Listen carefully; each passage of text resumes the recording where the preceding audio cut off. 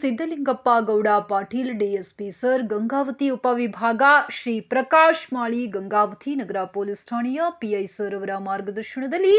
Shri ಆತಿಕ್ Ahmed ASI Shri Subhash Chandra Gowda Patil ಸಿಎಚ್ಸಿ 03 Shri Yamanurappa PC 294 ಅವರು ಗಂಗಾವತಿ ನಗರ police ಠಾಣೆಯ ಗುನ್ನೆ number 202/2002 ಕಲಂ 302 ಐಪಿಸಿ ನಿರ್ಧಾರ ಆರೋಪಿತನಾದ ಹನುಮಂತ ತಂದೆ ಹುಸೇನಪ್ಪ ಹಾಲದಾಳ ತಾಲೂಕು ಮಾನ್ವಿ ಜಿಲ್ಲಾ ರಾಯಚೂರು ಈತನು ಸುಮಾರು 20 ವರ್ಷಗಳಿಂದ ತಲೆಮರೆಸಿಕೊಂಡಿದ್ದು ಈತನನ್ನು ದಿನಾಂಕ 25/6/2025 ಬೆಳಗಿನ ಜಾವ ರಾಯಚೂರು ಜಿಲ್ಲೆಯ ಸಿರಿವಾರ ತಾಲೂಕಿನ ಆತನೂರ ಗ್ರಾಮದಲ್ಲಿ ದಸ್ತಗಿರಿ ಮಾಡಿ ಮಾನ್ಯ ನ್ಯಾಯಾಲಯಕ್ಕೆ ಹಾಜರುಪಡಿಸಿ ನ್ಯಾಯಾಂಗ ಬಂಧನಕ್ಕೆ ಕಳುಹಿಸಲಾಯಿತು.